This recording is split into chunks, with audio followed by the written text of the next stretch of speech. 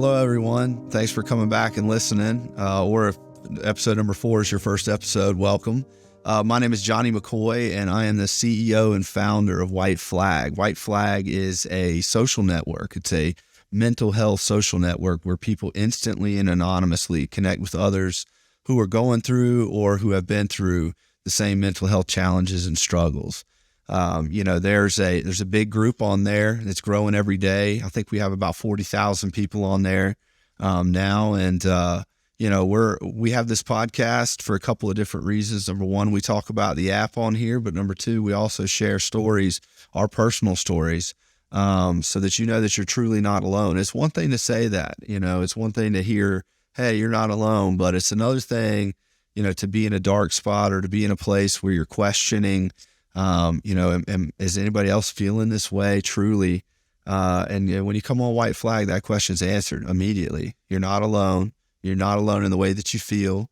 You're not alone in the way that you're afraid. You're not alone in the way that you are confused. We're on there right now, 24/7, 365. Your community waits. So hop on the app if you haven't done it yet.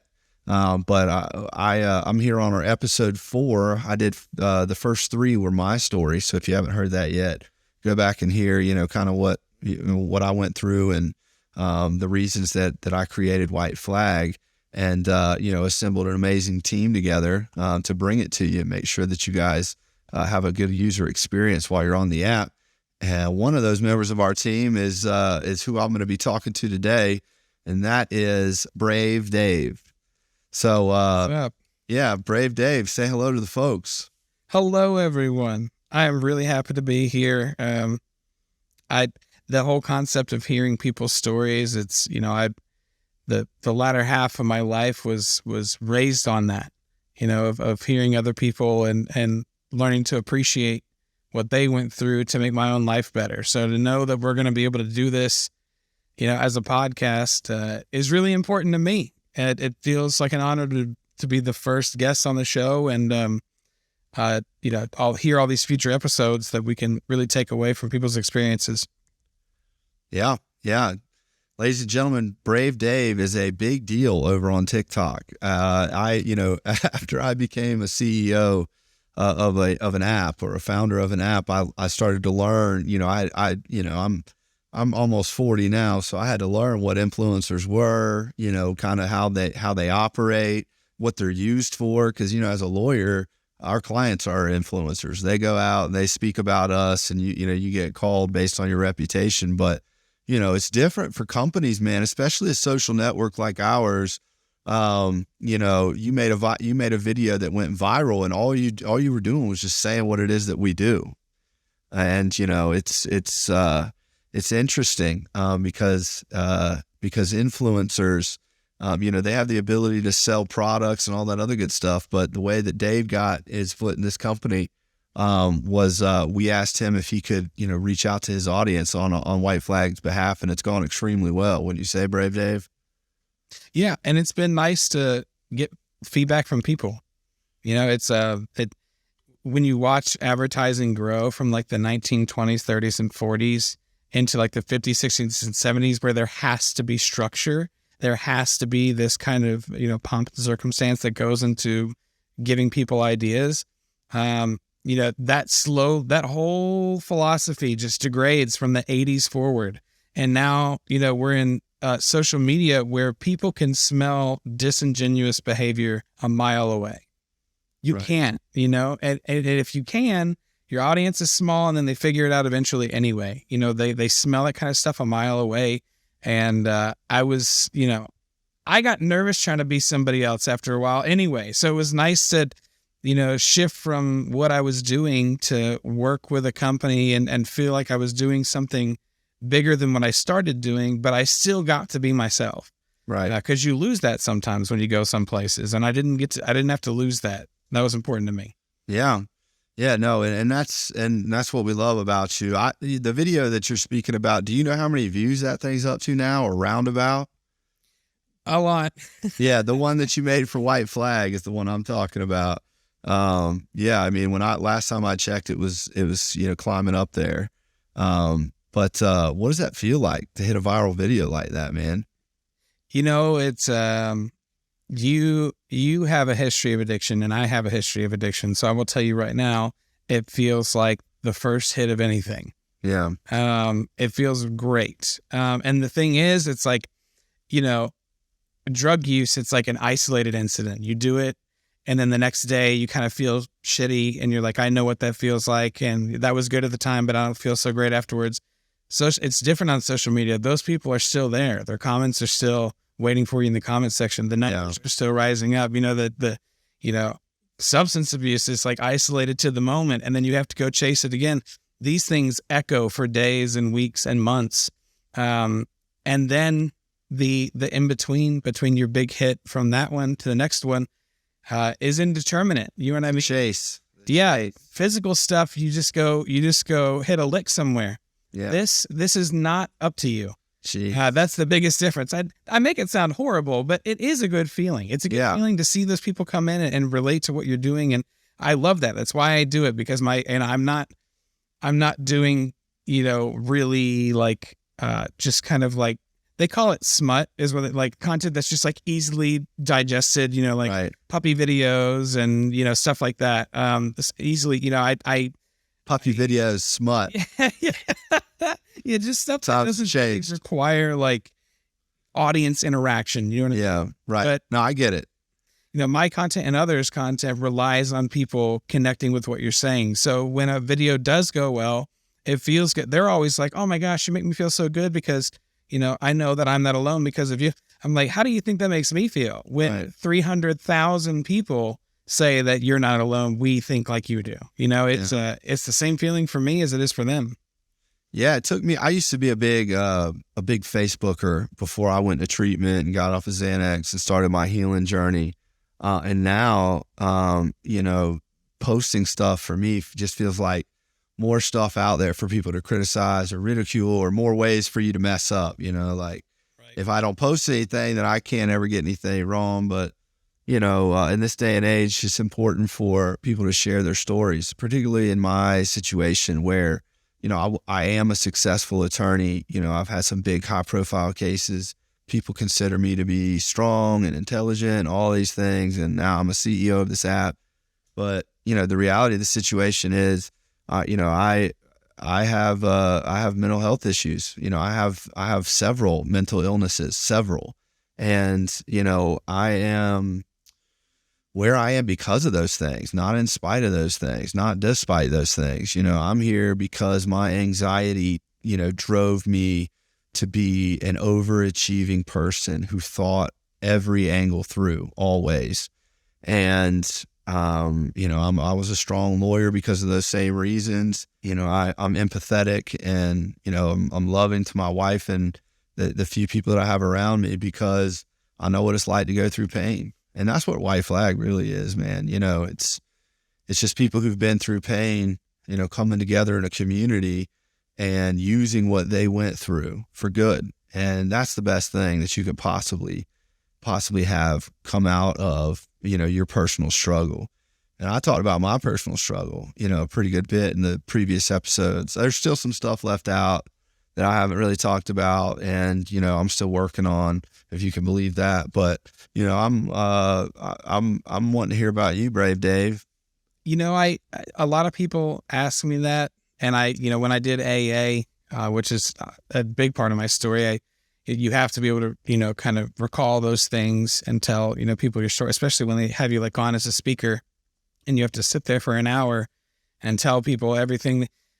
I always felt bad because I struggled with memory. I was like, I drank it all away, whatever it was, you know what I mean? I hardly remember a lot of it. And that was really frustrating to me, to know that there was just so many highs and lows that I knew existed that were just gone from the equation. Me too, man. It's scary. It's a scary feeling not being able to remember a lot, Yeah.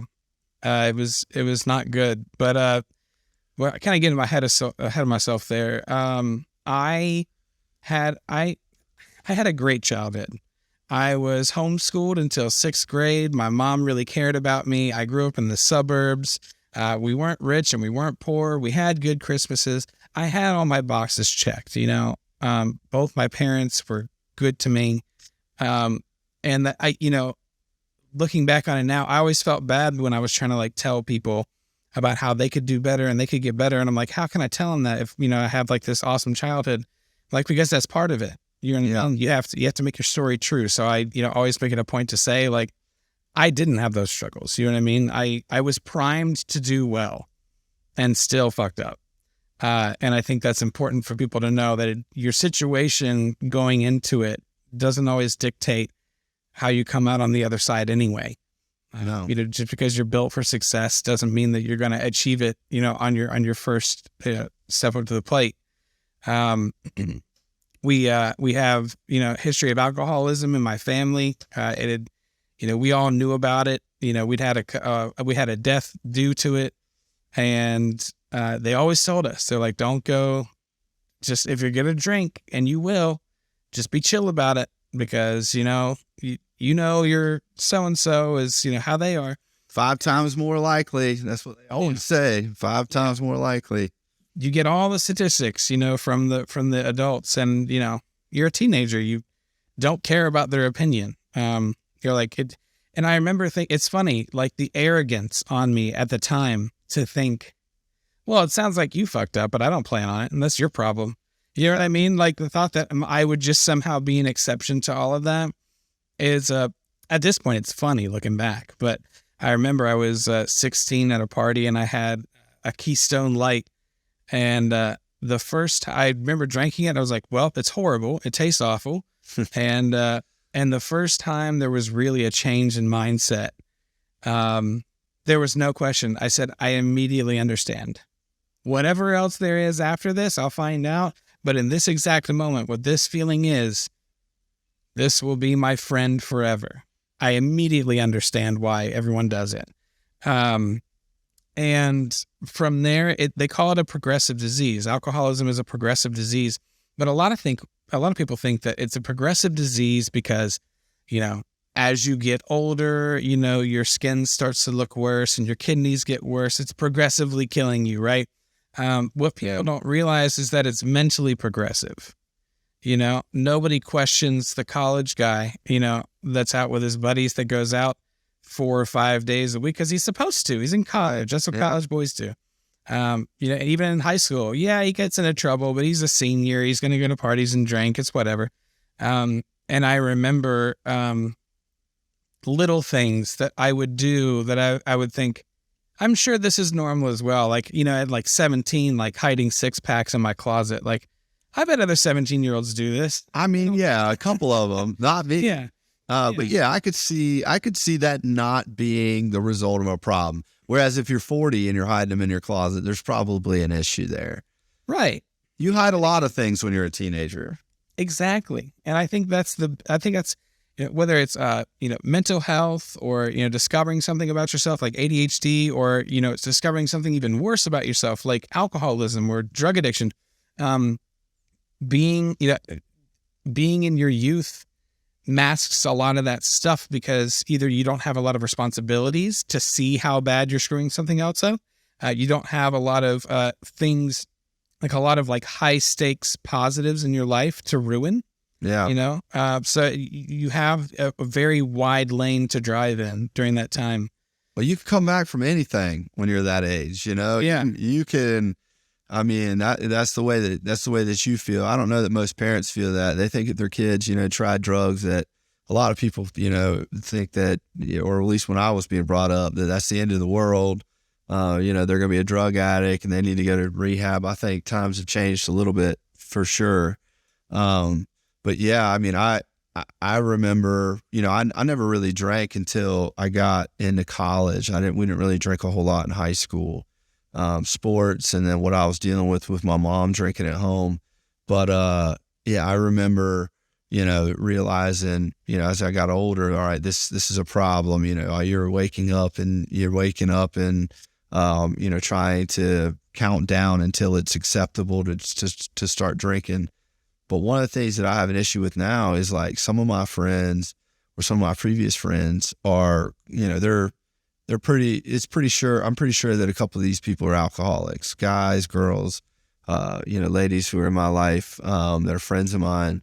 And it's hard to hang around somebody who has still not accepted, kind of where they are in their life, especially if you've been through what I went through, where my mom every day was like, I'm not drunk. You don't know what you're talking about, and that lack of affirmation that my intuition was correct about her, it still triggers me to this day. When I think that I'm like right about something or someone, and I make an observation and like I'm gaslighted into thinking, no, maybe I was wrong about it. That comes from, my mom look at me in the face and being like, I'm not drunk. You're a liar. You're just, you're an asshole, whatever it was. And so, the alcohol conversation, which I'm sure, from all of it, everything that you've been through, it affects more people than just the people who are drinking. Yeah, absolutely. And it's the one who's in charge of that drinking. There's so many plays in the playbook to get by, and in different stages, the manipulation of people, which I got very good at. I always call it like a house of cards. I don't get near it. Don't get near my house of cards. I've got it exactly how I want it to go. As long as my work doesn't decide to change my schedule, I can stay drunk until this time of the day. As long as, my girlfriends don't question this, they'll be fine if I see them this much. Everything was in line as long as everyone did it Dave's way. Yeah. And that's how our lives get, as we feel the need to orchestrate everybody around us to make sure that they're all facilitating this center stage life that we're living, balancing on the precipice with alcohol involved. And it's looking back, it's so obvious now, all the biggest thing that I noticed during, my addiction issues and after was I always had someone below me who I could look down to and say, what? Okay, I may be drinking a lot, but it's not like I'm gaining weight. And then if I would I may be drinking a lot, but at least I'm not spending all my money at the bar. And then when I got to the point where I was offering to like take out their leaky ass bags of trash for them if they would, just give me one of their cheap beers. Will you pour me one of those beers and I go take the trash to the dumpster? Like doing side gigs, I'm like, well, at least I'm not doing drugs. And then I was. Right. And I just got to the point where I was like, just doing things that I would consider unthinkable. You know what I mean? Waking up with people I didn't know, just covered in puke and just not taking care of myself. And I wouldn't care. I had shame. I had shame about the things that I was doing. But that shame is not enough to stop you. Shame is enough to feel bad during the moment. No, yeah. I mean, once you get to that point, you need it, and if you don't get it, people don't understand. It's not just like it goes away. If you're like, oh, I'm stronger than the thought, it is a compulsion that if you don't, chamber that bullet, whatever it is, to drink or a drug or a hit, you're going to be in serious physical trouble and your mind is going to start slipping. Did you ever get to that point where the withdrawals were taken? I mean, you heard about my withdrawals. Yeah, I think I was, it was pretty bad, but I was fortunate enough that everything kind of got caught, in my opinion, right before the second to last floor on the elevator to hell. You know what I mean? Yeah. By the time that I decided that I was going to quit, I mean, things were horrible, but the physical withdrawal, more just made me the unhappiest I had been in a very long time. I did have some physical issues, but nothing like some of the people that have to have like supplemented alcohol over time. I stopped before them, but it was on its way. It was on its way if it left unchecked, and that's what people don't realize. It does not require anyone's help. It will go as far as it needs to go.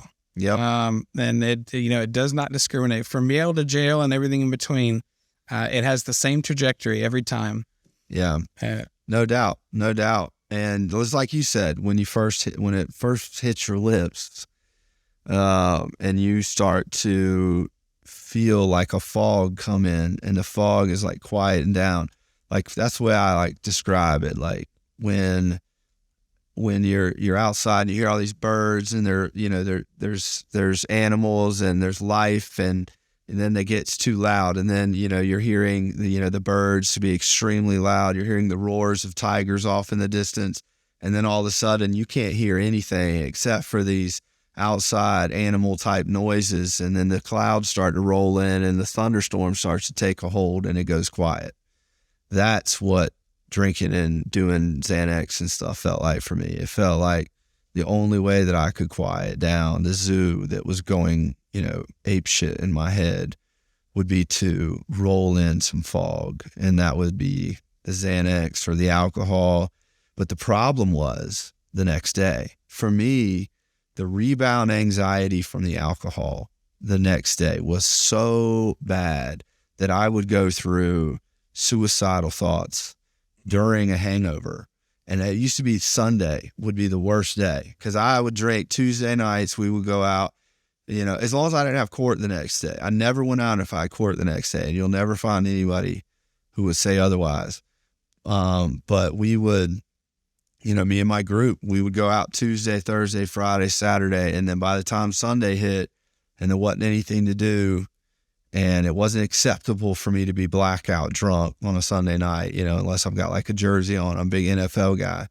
Right. I just sat there, and the blues, the Sunday blues and the anxiety that normal people feel was like times 1,000 for me.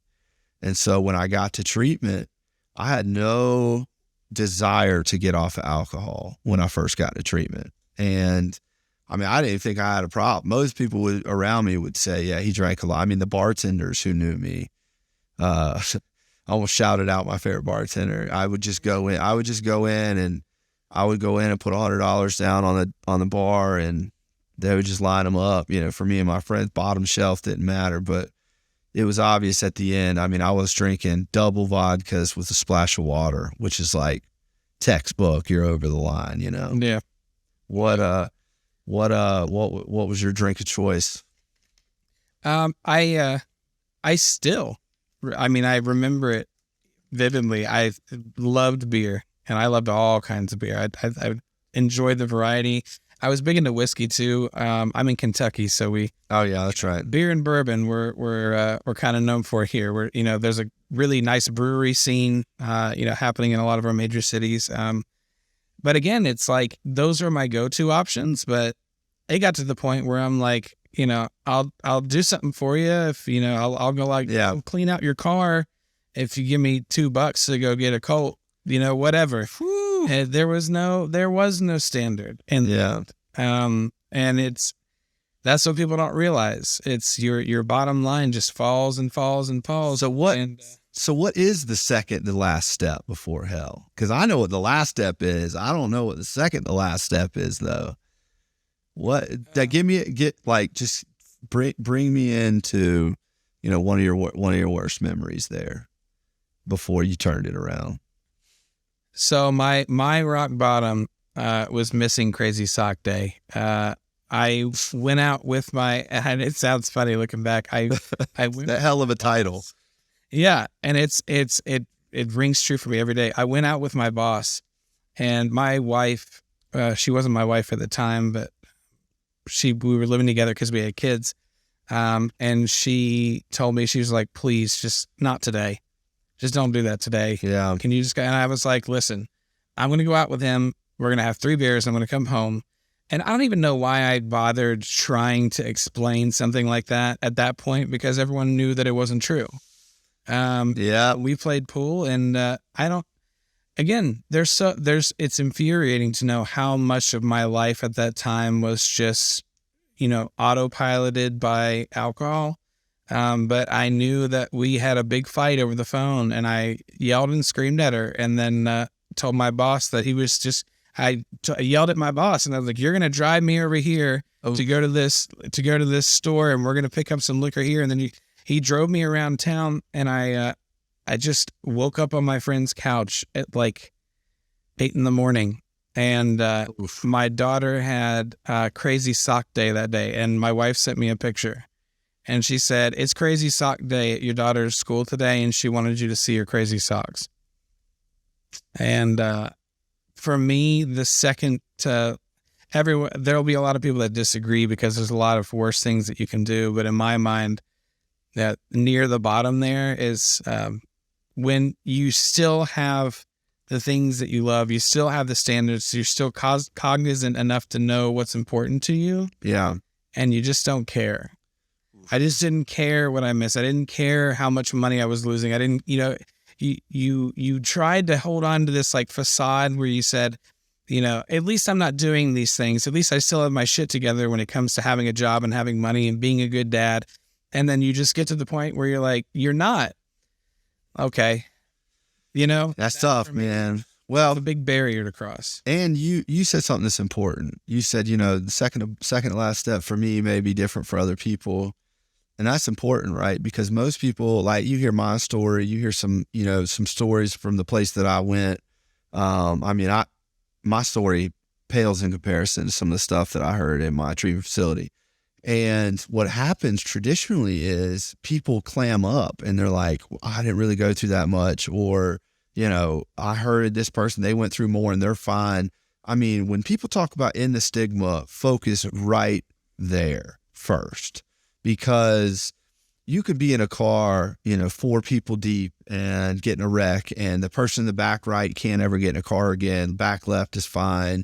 Driver, is losing sleep and he's getting in the car but can't drive. And then, the passenger, has a similar experience. So each person in the vehicle, could have a different experience, not only based on where they're sitting, because we're all in different positions in life, but also in the conditions that they had that day. In South Carolina, as a lawyer, we have the eggshell plaintiff rule. And what that means is you take the person as they are. So when I saw my suicide in the jail, it was me as I was that day. And I was almost, on the brink of having a mental collapse anyway, because of what I'd gone through as a child, what I'd gone through with my mom drinking, what I'd gone through, the stress of my Crohn's disease and all that other stuff. And, there was another guy with me in the cell. And, he was obviously more mentally stable than I was at the time. But that doesn't mean I shouldn't share my story about what happened to me and that I shouldn't be validated. And, I grew up invalidated. I was the middle child. I wasn't the strongest in the family, in a family that, thrived on physical competitions and, games and sports and stuff like that. And so when I started getting validation was, after I went to treatment, and then I only started hearing the validation. I started to tune out people that were like, yeah, but like, who cares? I've had those issues before. Oh, you're just tired. You're just tired. You're not depressed. You just want to sleep all day because you're lazy. But what you just described, and what you went through is similar to, everything that I talk about and the stories that you hear of people hitting what they would consider to be rock bottom. And that is something that's important to you, you lost. And, whether it's the feeling of caring about your daughter and wanting to be there for her, or, I'm already missing things, or, for me, like, I had lost the ability to, enjoy the moment, and I'd been robbed at that point. Because my anxiety was so bad from everything that was going on, from the pills that I was withdrawing from the alcohol that I was, hungover from. And so, or the people I hurt, that's another thing. The people that you hurt when you are struggling is the hardest part about recovery. And I told you that you guys heard about how messed up I was physically during my withdrawals, but knowing that you caused pain to somebody else when you're going through pain is the worst thing ever. And I just sat there and thought about all the people that I hurt, man. And so all these people that haven't gotten an apology from me yet, or, who deserve one, it's the last step in 12 step, I think, because it's one of the hardest. And it is. It's a big fat sack of paperwork, man. Yeah. To put it. That goes through it.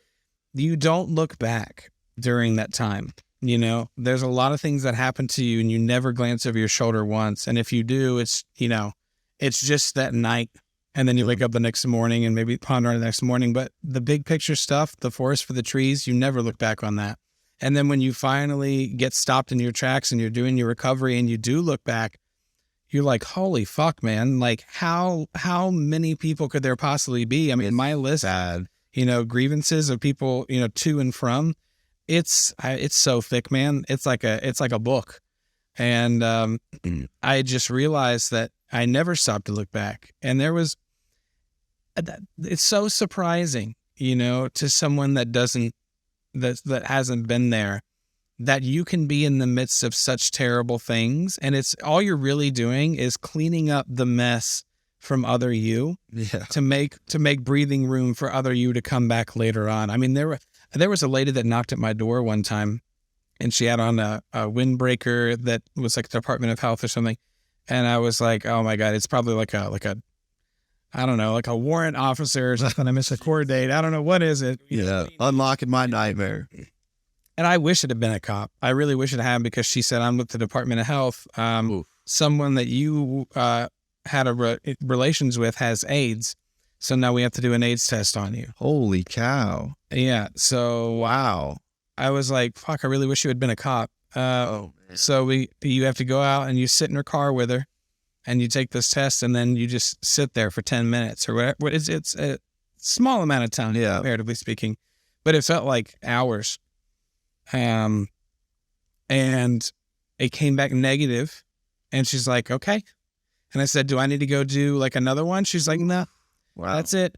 And that's what I did. I said, oh, thank God. And I couldn't tell you. I know that I went out and I hooked up with somebody within the following 3 days, and I was drunk in the following 3 days, because that's what it was. I cleaned up that mess.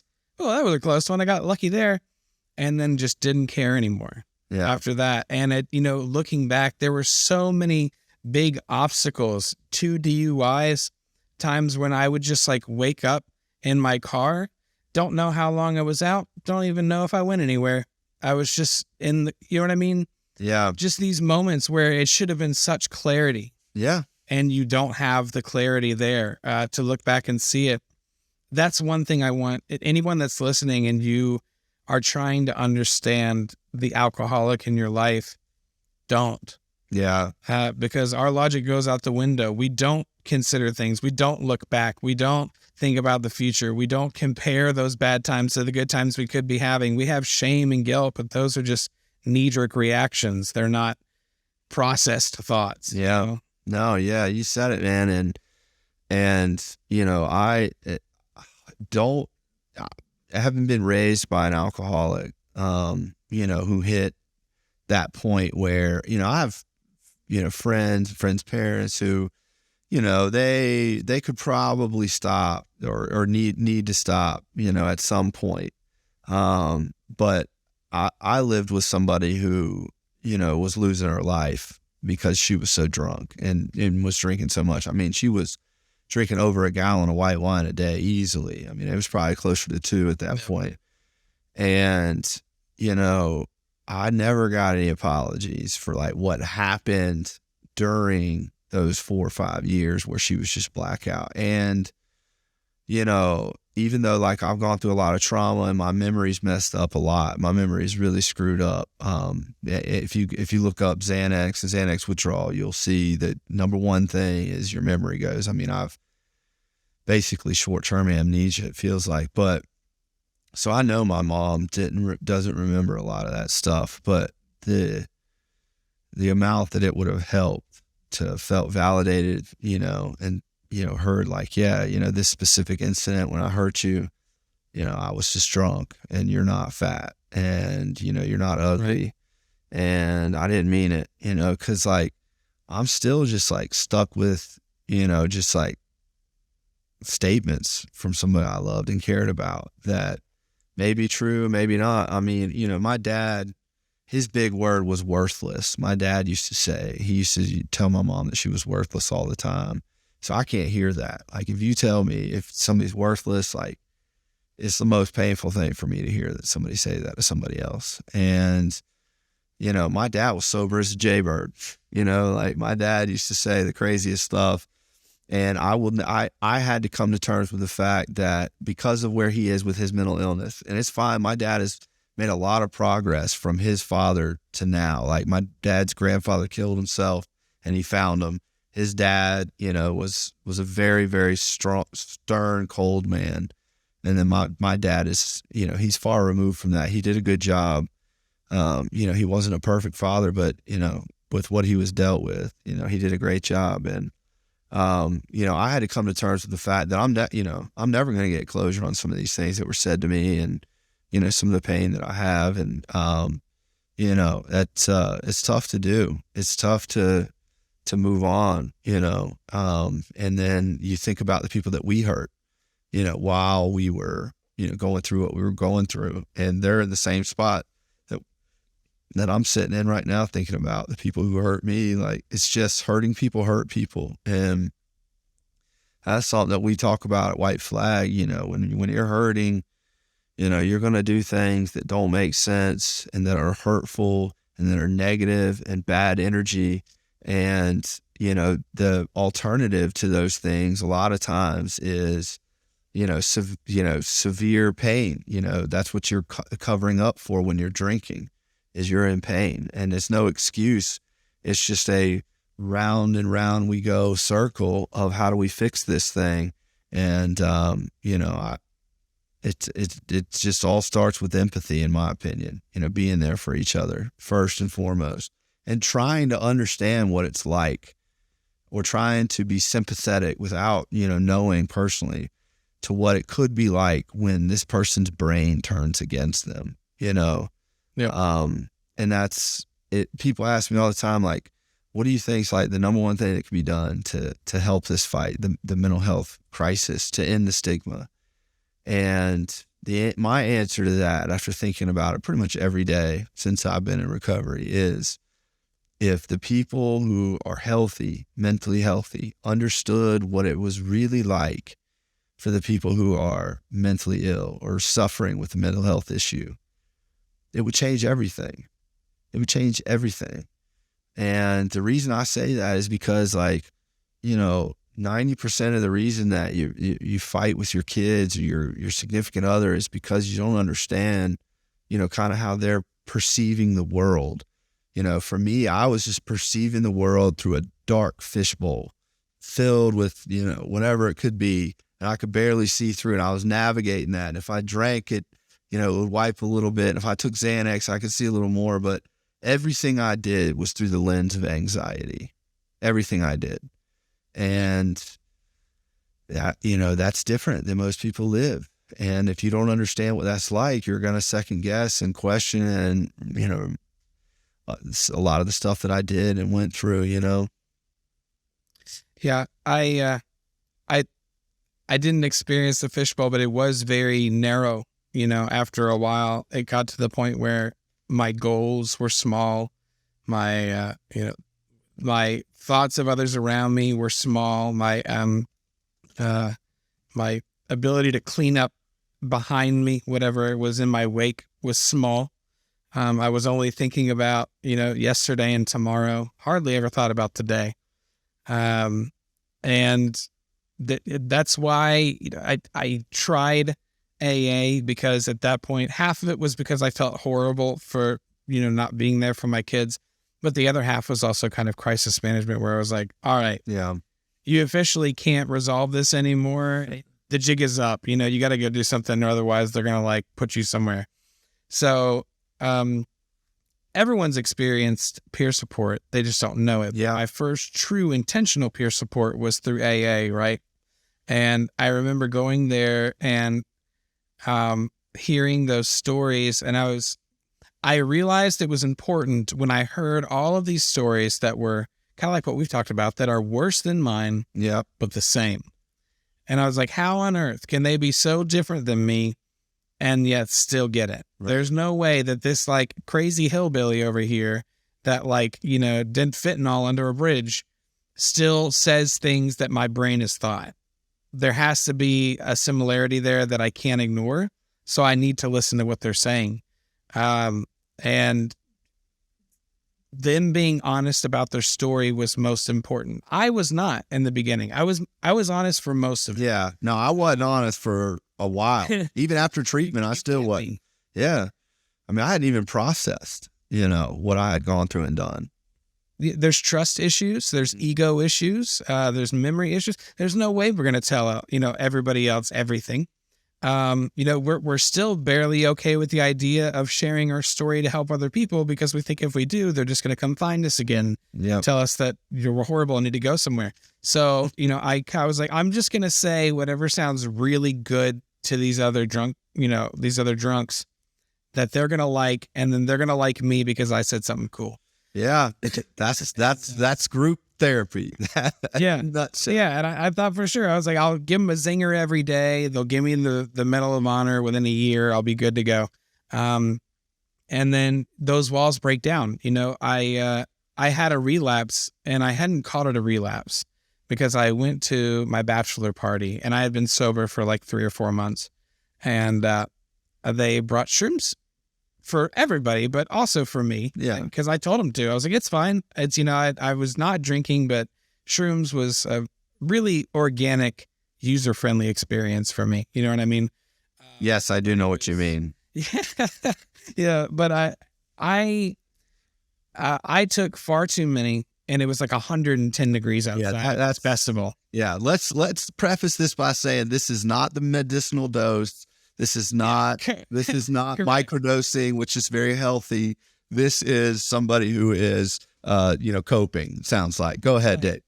Yes. So it was not what I should have done in the place that I should have done it. Right. Other people were fine and I was not because, how I decide to take in anything in my life, not even just substances, how I take in food, how I take in entertainment, how I take in people. Right. You know what I mean? Is in excess without any kind of sensibility. So as per usual, Dave, at the time, I had a relapse and eventually got through it and it was fine. But I told myself, I don't want to change my sobriety date because then everyone will know that I had a relapse. Oh. And I wouldn't be winning. Yeah. I wouldn't win. It's all about ego, man. Ego's everything in this game. And and the mental health. I told my sponsor, my sponsor, Steve, who is literally the perfect man in my life for what I needed to get through all this. He's an amazing person. And he said, I explained, I was like, hey, I did some shrooms, but it's really not that big of a deal. I just wanted to tell you. He's like, why did you want to tell me then? And I was like, I just thought it was important. And he goes, okay, well then keep your sobriety date, I guess. Yeah. And then it was destined to get changed from that point because he put that little earworm in me. And I thought that I had to have this good story of sobriety to help other people. Yeah. That if I relapsed, that it wasn't going to be a good story. And that it was like, oh, there's a flaw in the system because Dave still messed up his sobriety and had to go back and do it all over. But that's what I tell people now, of all the little tenets I try and teach people, that's the biggest, most important thing. You cannot help other people with a disingenuous story. If your story isn't true, someone out there needs exactly your story, specifically yours. Yeah, no matter what end of the spectrum it's on, and that is interesting. So I got asked, I think it was only one time, because I'm an advocate for medical marijuana in South Carolina. I've actually spoke to the General Assembly about, passing medical marijuana for veterans, for cancer patients, people with Crohn's disease and PTSD like me. I consume marijuana, of course, and I also have what I call it my healing date or recovery date. And that is it's the day I took my last Xanax, right? And so that is in 2018 in August of 2000. Well, July 20th, it's alcohol. Yeah. So I flew down. I appreciate you knowing that, Brave Dave. That's nice of you. So I flew down. That's awesome, man. So I flew down on 7/20, and then they gave me all the Valium, and I cut it because you can't just stop or you'll die. And so it was like it's 8/14/2018 is my Xanax day. Now, had I not started smoking marijuana on New Year's Eve 2009 or going into 2019, I don't know if I'd ever pulled out. And then when I got out to Denver and I linked up with this ketamine infusion center. I was really struggling when I first got out here to Denver because we were fleeing, in a way, South Carolina. I mean, and South Carolina is not a place to be if you need marijuana to sleep and have PTSD from being arrested or falsely arrested, because they will throw you in a brick cinder block cell in South Carolina for having a small, teeny tiny joint on you. Right. They will. That's what happened to Julian Benton. That's what happened to the girl, the young lady who, wore a wire in the Julian Benton case. And I know, I'm a criminal defense attorney. They will arrest you. I had a veteran, a close friend of mine, who got arrested on Veterans Day, and he had PTSD, and he was just like sobbing because he had lost so many brothers, and they took him to jail because he had marijuana in his pocket in Myrtle Beach, South Carolina. And wow. This is just in the last 8 years, whatever it is, since and I mean, knowing this stuff has greatly contributed to my anxiety and my hypervigilance. And so if I need marijuana to sleep and that's a consequence of having it, I'm going to leave. And, C and I, we decided to leave for a number of different reasons. But when we got out here, I got my medical card. I don't even really smoke. I eat a little bit at night because I have such bad nerve damage in my feet and in my legs. And then my dreams are so horrible. I can't even describe my lucid dreams. And so I need it. And then when I started doing ketamine, and, you say it out loud in South Carolina, oh yeah, I'm doing ketamine therapy in Denver. They're like, oh my God, what are you doing? A horse tranquilizer? What are you, a Bonnaroo? And I'm like, no, it's the opposite. I'm sitting in a medical setting. There's a doctor, a nurse. There's like all this like medical research behind it, and it's legal. And, for me, it did wonders. It did wonders for me. Shout out to Rocky Mountain Mind and Body. Steve Gittleman, great place, great doctor. And I'm going to be speaking at the psychedelic conference this summer. The biggest one in the world is in Denver, and I'm going to be sharing my story there about what ketamine did for me. But it was great. And then after I realized that they're lying to us about psychedelics and ketamine, and I mean, listen, when you're somebody like me, if it makes you 1% better and it doesn't hurt somebody else, that's a win, babe. Oh my, that's huge, man. That's huge. Yeah. And I like literally, like when you come out of the ketamine chair, you can go straight to work. I mean, I obviously got a ride home from my beautiful wife, but you don't go home and beat your kids. You know what I mean? You don't go home and take your day out on your wife. And then after I realized how strong and impactful it was, I still had a little ways to go. And so I was like, well, if they're lying about ketamine, let me try these mushrooms. And let me tell you right now, mushrooms are everything. And I know that you are talking about them like, hey, I advanced my, or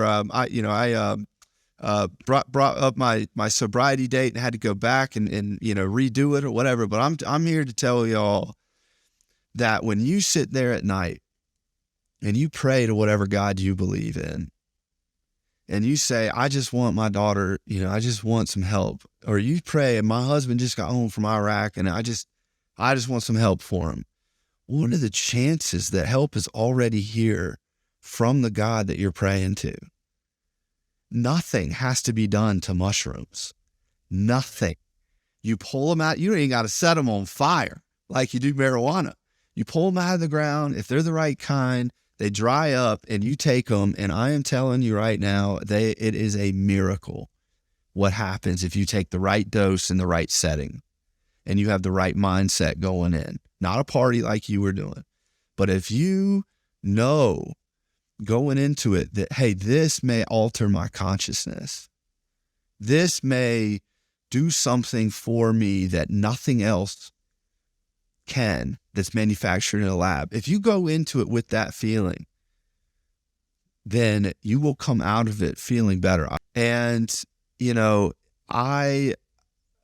I have this problem because of the part of the world where I'm from in South Carolina, these people are like still, mushrooms got this big stigma on it. And these people will post on their Facebook or their social network and say, mushrooms are bad. Don't pass them in the South Carolina State House. ketamine's for drug addicts and blah, blah, blah. And then they will also post hashtag end the stigma when somebody commits suicide or ends their pain. Right. I have to say commit suicide so people understand it, but I hate that term. It's end your pain. And it's that type of like ignorance that is holding us back. And when that starts to, maybe they were lying about this stuff. Maybe, this whole thing, and the person that you're praying to and all these veterans and all these cancer patients and all these people that you trust who have nothing to gain from it are telling you the truth that it's already here because God, your God, knew that you were going to pray and ask for his help or her help. And he put it here a long time ago. So instead of asking for the miracle to, enter in your husband's head or enter into your husband's heart, or your daughter who's shut the door on you and won't talk, be open to the fact that the miracle's already here. And your prayers are answered because you heard it talked about on a podcast. That's all I'm saying. Instead of letting it get to the point where your daughter kills or ends her pain, takes her life, or your husband, one every 20 minutes, veterans, one every 20 minutes, until it gets to that point. Maybe we're telling you the truth when we say these are miracle. This is a miracle that comes out of the ground, a miracle that you've been praying for. I'm not lying to y'all. I got no stake in mushrooms. So right. Look it up. And I think that's the point it's at really is that, you notice that these kind of big breakthroughs come when that apex converges between the problem is not stopping and we still have things that we have just not investigated. Right. People are pissed that we haven't investigated. Yeah. And when that point happens, it seems that things start to stop a little bit. Right. And I find that very interesting. That happens with stuff all the time. And of course it sounds outlandish to people right now. It's supposed to, because, we've been given the same information for half a century, if not longer. So it's, the apprehension I understand, but there is limited research, not as much right now, but there was limited research for a reason.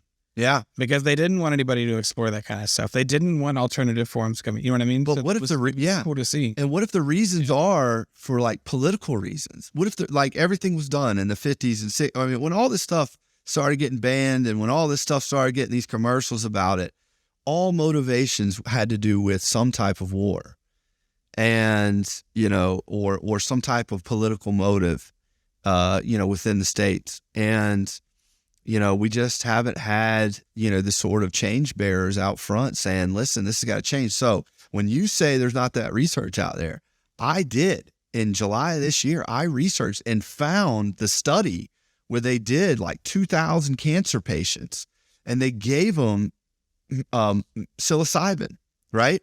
And then it wasn't, hey, I'm cured from cancer. It was, hey, I'm not afraid of dying anymore. Imagine that. That's in a study, guys. Go Google it. A cancer study on psilocybin. And they weren't afraid of dying anymore. What a gift. What a gift. And if people knew about this stuff, man, and they truly, took a step back, and I'm not talking about the people who like stare at their wife who can't get off the couch and like, you're just a lazy, worthless, whatever. That's common from where I'm from. Instead of saying, hey, I think they're depressed. I think they need some. If you're still in that area where you're tearing down the people around you for how they're acting due to symptoms of their mental illness, you're not going to be the first one to tell them to try mushrooms. So it's this process that people have to go through where they are stripped of all of their preconditions and preconceived notions of what it's like to have a mental health issue or be mentally ill. And once they start saying, okay, maybe she's not lazy, maybe like this is a person who I love and saw life, and maybe it's something chemical in her brain. Until you start to work through that process, you're going to look at me and be like, God, what is it? The hippie wants to do mushrooms and marijuana. But I encourage, those of you who are watching this are probably not the type of person who badmouths your loved ones for having mental health symptoms. Right. But I'm imploring you to think differently about the people around you who are hurting. And it's because they don't understand what it's like to have a mental health issue. And that's what we want to be, right? We want to be him. We want to be her. We want to be the people who don't know what this is like. I envy them, but I guess knowing intimately what it's like to be mentally ill, is also, my life's greatest achievement. Now I got a lot of stuff to be proud of and a lot of things that I've accomplished somehow, but understanding people who are in pain, it's the greatest gift you can ever receive. Because, other than not being afraid of dying anymore, like those ladies or those people from the cancer. Because once you have empathy for other people and you understand that hurting people hurt people, then the offense to somebody cutting you off, or the offense to somebody having a different political ideology than you, the offense to, somebody, a loved one offending you in your life by not telling you happy birthday, it goes down extremely low because you understand those people are hurting just like you, and you've done all that stuff too. So it's crazy. Man. It's a hard process to go through. Yeah. The ending stigma, spreading awareness. Most of the time when you hear that, it's already made its journey through several steps to get to that point, to where that's the conversation to even have. In the beginning, that's not real. And that's what happened. 1800s, we were saying that, women were lunatics literally because of the moon cycles, the lunar cycles, when in reality it had to do with menstruation. You know what I mean? That we say things aren't real. And then once we get past the point that we say they aren't real, we say, well, okay, it may be real, but there's not that many of you. And then that grows. Those movements grow and people say, you know what? He's right. She's right. I do feel that way too. And then when there's enough of them, when there's enough people talking about this particular thing, they say, well, we're just tired of hearing about it. And I feel like that's the stage we're in right now. We have people, we finally are getting structure to all this, where there's enough people out there that say, you can't turn to your left or your right and not see someone that is suffering from mental health. And they say, well, it seems like everybody is. I'm like, well, maybe there's a lot of them that are. Yeah. And you think everyone's just making it up. If that's how you feel at this point, I don't know if I can help you. Right. You know what I mean? That's why the stories have to be real and true and honest, because whatever my story was that I didn't want to tell, it helps somebody eventually. Whatever your story is, whatever that one piece is that you say, I get the ick when I feel like talking about that. That's the part that needs to stay in. Right. Yeah. Right. Where it hurts is where you start. Right. So, for me, I try to remember like how I felt. And for me, I didn't think I had a story, honestly. And you guys just heard three episodes of mine. I was taught that, my issues weren't that great. Even still now, like, my dad's response to hearing the podcast is just like, you guys had boats. And I'll say this, we had boats and jet skis when we lived in Florida and a 2-story house. But I didn't feel safe inside that house because I had anxiety, because I was experiencing the world differently. And the reason I didn't feel safe is because of the yelling and because of the banging and the throwing things and the stuff like that, so I was always on high alert. It wasn't a positive experience for me, no matter how many boat rides I went on. I just wanted peace. I needed, calm, and it just gradually got worse. But, for me, I never thought I had a story. Even when I went to treatment, when you go to treatment, by the way, the first thing they say to you, everybody comes up like you throw a piece of bread in the water and all the fish come up and they just stare at the bread. That's what it's like. And so my first day in there, I remember I walked down and I got breakfast and I was doing all right because I still had I still had vodka in my system and 6 milligrams of Xanax. So I'm down there and they come up and they're like, what's your story? And I'm like, by that point I was so paranoid and so messed up with hypervigilance. I just, I told fractions of my story, fractions of things that weren't real. Who's asking? Yeah. Fractions of things that weren't real, and, to get a rise out of them. And then, And then now, after I learned my real story and, I felt okay with telling, 75% of it, I look back and I just never thought I had anything to say of value to other people.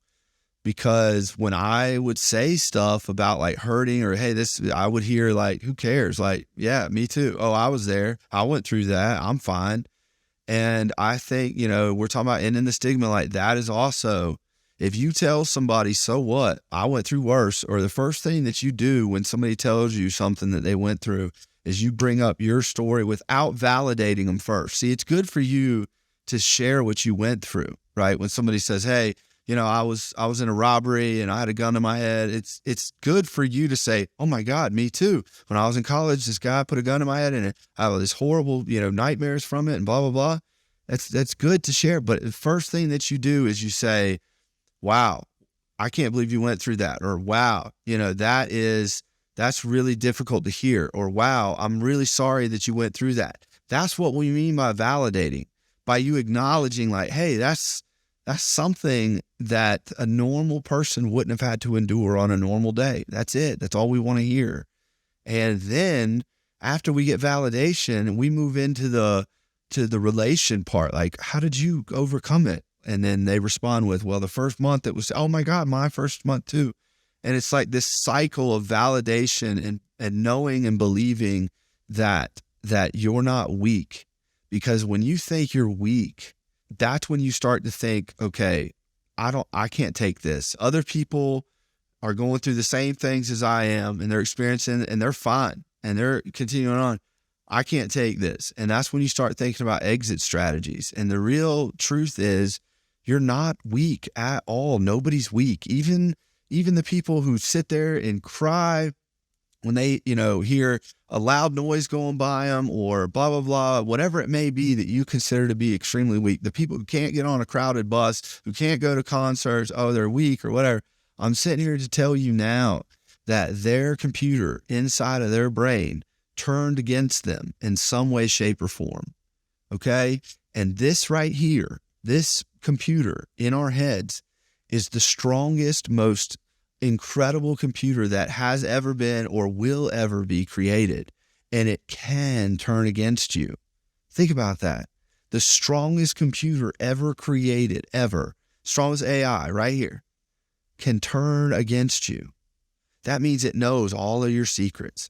It knows all the things that you're afraid of. It knows all the things that you can pull up to make you scared. And it does. And it does. And that's what you need to understand is happening to you. Your computer's malfunctioning, but you can rewire it. You can. You can rewire it through peer support. You can rewire it through therapy and talking about it. You can rewire it through, going through treatment like I did, getting on the right medication, trying, holistic stuff. But you have to do something or else it's not going to get better. Your parents can't do anything. Your loved ones can't do anything for you. You have to actively advocate for yourself. You have to fight out of the dark place. I promise you. That's the truest thing I've said in this whole thing. If you want to feel better, it's on you. It's on you to research and find the things that'll help you and then go for it. Be like me. I went to treatment. I got off of drugs. I got off of alcohol. And then I started doing everything. I did EMDR. I did CBD, CBD. I did marijuana. I did CBT therapy. I've done every type of different therapy. I did alpha stem. You hook these things up and they send brain waves. I used to walk around the house with these alpha stem things that were prescribed. I've done mushrooms. I've done ketamine. I've done breath work. I've done praying. I've done music. I've done everything that you can possibly do. And the one thing that I know after doing all of that is you have to do it yourself. Yep, absolutely. And I remember the difference in recovery from when I did it because I thought I was supposed to do it to when I did it because I felt like I needed to do it for me. Recovery, whether it's recovery from addiction, a recovery from mental illness, whatever it is, it's a selfish process. Right. It's finally letting your ego and your thoughts work for you for once. where you say, what would actually help me? Not what would benefit me, not what, makes my life align the perfect way that I want to. How can I use these people, to my advantage? What actually just helps me, when you actually care about yourself. And sometimes it takes a lifetime of not caring about yourself to give yourself that empathy to work with yourself in the beginning. It's very important, because if you won't do it for yourself, you're not going to do it for anyone else. Yeah. That's exactly right. We like to think so, but we won't. And there are people that are finally there that are willing to say, okay, I want to do this for myself. And I've said it like 5 times, but I'll say it a 6th time, because there's someone out there that will hear this and say, he's not talking about me. I am talking about you. Your story specifically was tailored. The universe tailored your story specifically for at least one person. Yep. If you've been sober one day, you're an inspiration to someone who's been sober none. Technically, the person who's been sober 30 years needs the refreshment of seeing someone come in and be willing to change their lives too. It doesn't matter what you are working on. It doesn't have to be, addiction and recovery. It can be anything in your life that you feel is just weighing you down. You just got the anchor, strapped to your legs and you're falling down. You sharing that story is not only important for somebody else, it's important for you. Yep. You need to be able to say that out loud and hear it, hear it in your own ears and know that it's the truth that you're speaking. When you can do that, when your story doesn't shackle you down anymore, like mine did for a long time, even my fake story that I told people because I thought it was the right thing to do. When your story doesn't shackle you down like that, you finally actually move forward with stuff. That's right. That's right. Yeah. No, right on the money, man. And I've enjoyed talking to you, Brave Dave. And, you handling that. Brave Dave handles the content for us on WhiteFlag. And if you guys ever want to see, something that's moving and that might relate to you, go to our social media, go to our TikTok, wherever it is. You can see a lot of the stuff that Brave Dave's created. You can follow him on TikTok at Brave Dave as well. He does his own stuff about, his personal ADHD, being a parent. He does some comedy stuff on there. That's how I knew that Brave Dave had a deep soul, because he understands comedy. So in the next couple episodes, we're going to hear from one of those ketamine doctors. We're going to hear from some mushroom people who know a lot more about it than I do. And then you're going to hear some more stories of people who are connected to WhiteFlag. We are also, got a running list going. After I started sharing my story, people started reaching out to us saying, hey, I'd love to come on the podcast and share my story. So if that's you, why don't you just, reach out to us through our social media. Any kind of message in our social media will get to us, or you go to our website and contact us through there. But anyway, this is WhiteFlag Warriors Podcast. I'm Jonny McCoy, the CEO. You guys talked to Brave Dave, who is our Chief Content Officer. And we look forward to talking to y'all next episode. And then after that, as we continue to, share some truth and try to really end the stigma. I mean, as much as it sounds like everybody's saying it these days, I mean, we wouldn't be doing this if we didn't think it would be helpful. Every day, man, it's a full-time job. That's right, brother. It's a double-time job. Yeah, man. Well, yeah, we appreciate it, brother. Thanks for coming on, and we'll see y'all next week at episode 5. Thanks for sticking around.